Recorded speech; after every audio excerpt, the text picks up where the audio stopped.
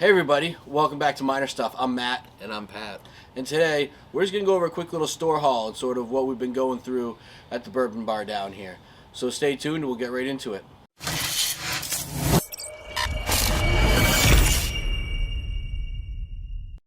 Alright, before we get started, don't forget to like this video, leave a comment of your favorite bourbon for us, and then also subscribe.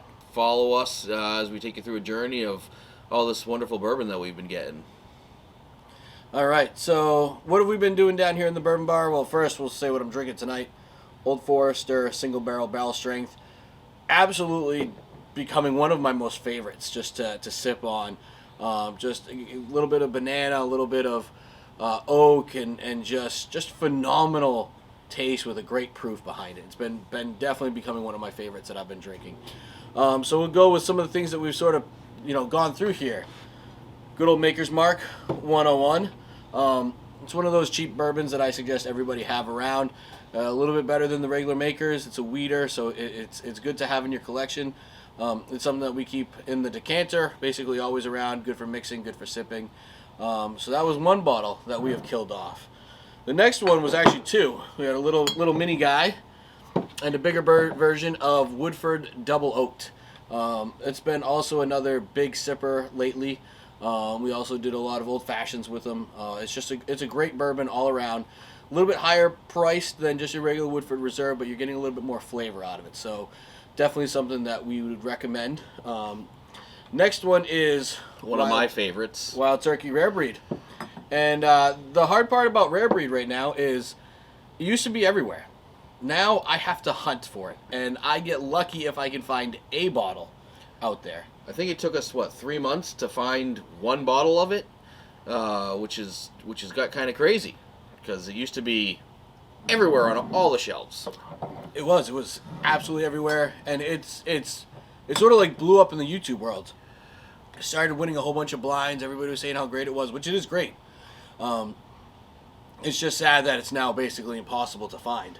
Another great one we finished off, Henry Mckenna 10-year. Definitely one of my favorite, long time one of my favorite for years. Henry McKenna's been one of my favorite. Another one, it took me 2 years to find a bottle. Luckily then I found about 6 more, so I basically bought everything that I absolutely could.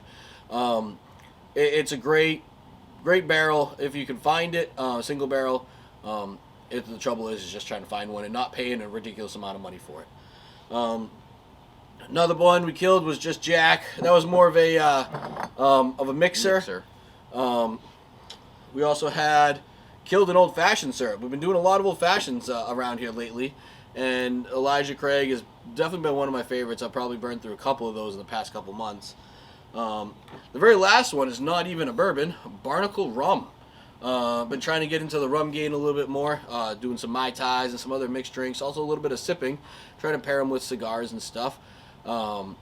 So that is what we've been killing lately. All right, now what we'll do is we'll get into what we've been lucky enough to find and grabbed in the store hauls recently.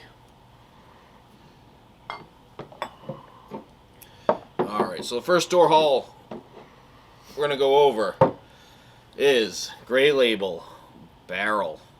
I was super excited. Walked into the local Total Wine, saw this in the little lock cabinet.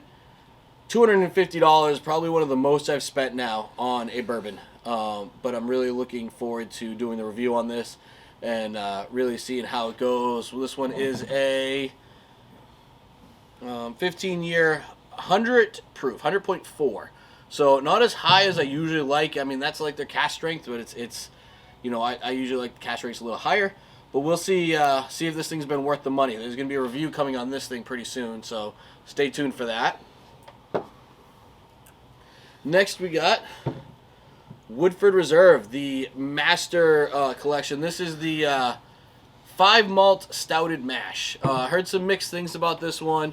Been wanting to give it a try myself just to see how it is. So we're going to be doing a review on this one also within the next couple weeks.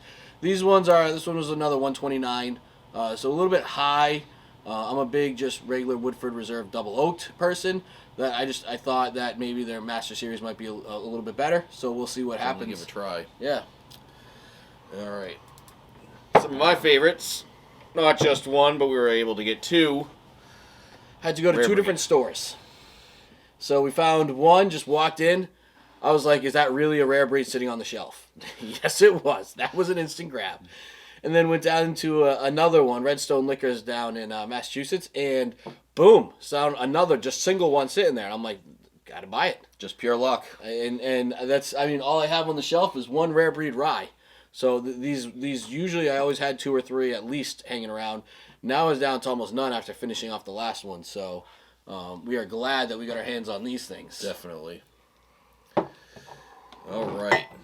Next one up, good old smooth Buffalo Trace. Allocated, but this is also Single barrel store pick. Yeah, we got lucky on that one. Had to talk to one of the guys stocking the shelves at the liquor store. He's like, hey, I got one of these left out back. So it just happened to be, this was it. We got it. The important thing, too, is when you're at the stores and you're hunting for this stuff, you got to talk to the people there. Befriend them a little bit, because if we didn't ask, we never would have found that gem. No, and we got more gems. Actually, this next one coming up, I got along with that. He's like, if you like that, you'll like this one. Larceny Barrel Proof. I was on the hunt for probably about 2 months trying to find one of these things. I've been seeing all the bourbon groups I'm on, been seeing it pop up as, hey, got one here, got one here. By the time I get there, I could not find any of them. So it's going to be my first Larceny Barrel Proof that I've tried, and I believe the same with you. Yeah, I haven't had it yet. I'm looking forward to cracking that open. That's going to be another one that we're going to do a review on pretty soon coming up. But very excited to have it and add it to the shelf, because we got a Larceny store pick up there as well that we're going to be trying and try to compare them against. All right. Next up is some New Riff. New Riff single barrel, cast strength. Looking forward to trying. This is another good one. I heard a lot of great things about it. Never tried it before myself. I don't know if you have. No, I've never had it either. So definitely looking at trying to give this one a shot, seeing how it is. And heard a lot of good things, so I really can't wait to jump into this barrel, to this bottle as well. All right. I'm going to let you speak to this one, because this one... Taconic Distillery. I've honestly never heard of these. This was a store pick. I figured, hey, I'm out there. I wanted to try a couple new things. This one and the next one, the barrel proof one that we have. Never tried either of these two. You can pull that one out too. So found both of these. Just sort of saw them on the shelves. This one, obviously being in the group of store picks, looked like probably one of the better store picks that the store had. So I was like, you know what? I'm going to give it a shot. Let's try it out. And same thing with the barrel. I've been seeing the barrel on the shelves for a while now. Not really sure much about them yet, but going to do some research on them and definitely try them out and see how it comes along with flavor and taste. All right. Some good old Woodford Reserve double oaked as well to replace what we've been going through.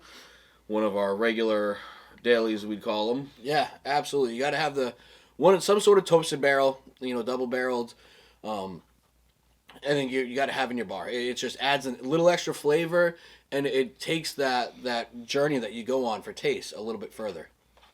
So, and then the last one was our bigger prized unicorn here that we're going after. I cannot wait to break into this baby and try this one. Old Elk Infinity Blend. I've been a pretty good fan of Old Elk so far. The cognac cast finish, we did that when we were doing some. That was amazing. I think it was the burgers. Cooking. Yeah, yep. And it was phenomenal. This was another one. I was going out, looking at the stores, looking in the lock cabinets, everywhere trying to find them. Randomly went to the store one morning. They just put 4 of them up on the shelf. I was like, sweet. So I grabbed one. It is a little bit higher price, $149 for the bottle. However, Greg Metz, the master distiller of it, did a good blend. So I'm really hoping that it's all going to come out really in the flavor. I mean, we got a lot of ages here. Let's see. 60% of the straight bourbon, that's 6 years, 24% aged 12 years, and 16% aged 11 years. So there's some good age to this too. Hopefully the flavor and everything else comes right along with it. And that's going to be actually one of our very next reviews we do. So that's what we've got so far. If you want, comment. What's your favorite bourbon that you've been hunting for, that you've been trying to find? We're going to keep on the hunt, try to find out what else we can get out there, especially with a lot of other store picks and barrel picks coming out. And with that, we hope you keep following us along for other man shit.